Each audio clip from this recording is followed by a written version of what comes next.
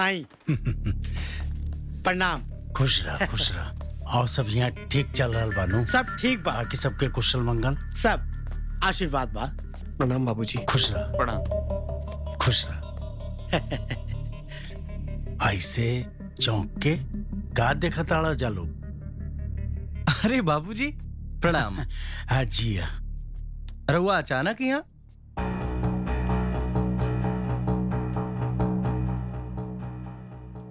ए चोट कैसे लागल? अरे उ काल हम रोड पर जात रही।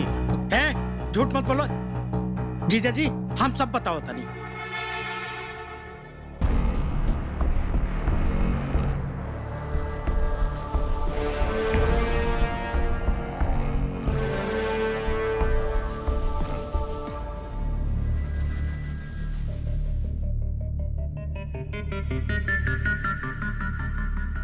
बेटा, औलाद के खुशी में ही बाप के खुशी होला।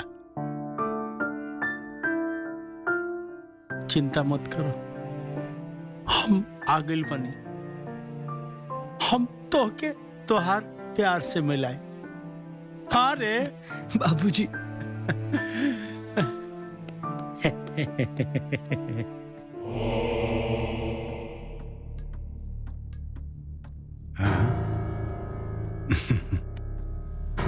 प्रणाम। प्रणाम प्रणाम। बैठी ना, बैठी बैठी बैठी। ठीक बा। जी कहीं कोनो जरूरी काम खातिर आई नहीं हुआ?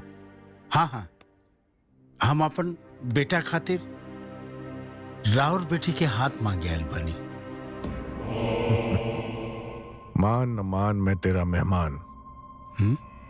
उमार बेटी ही है, कोनो भंडारा के प्रसादी ना कि कोनो भी अरा गरा के झोली में डाल देली।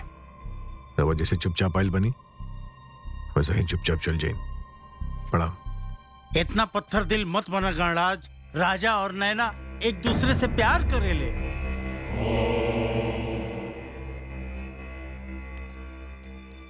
हम आज ले केहू के सामने हाथ न जोड़नी हा, लेकिन आज हाथ जोड़ के दोनों बच्चन के प्यार के भीख मांग रहल पानी। बस बहुत हो गई।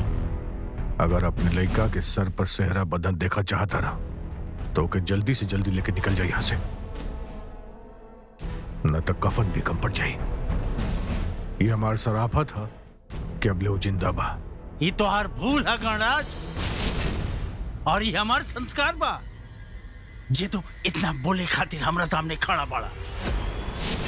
भूल के भी कोनो भूल ना करिया, ना तो तारी माल कब खाक हो जाई तारा के पता भी ना चली। एक बात और, सेहरा भी बंधी और बारात भी आई, वो भी तोहरे अंगना। ये हमार वादा बा।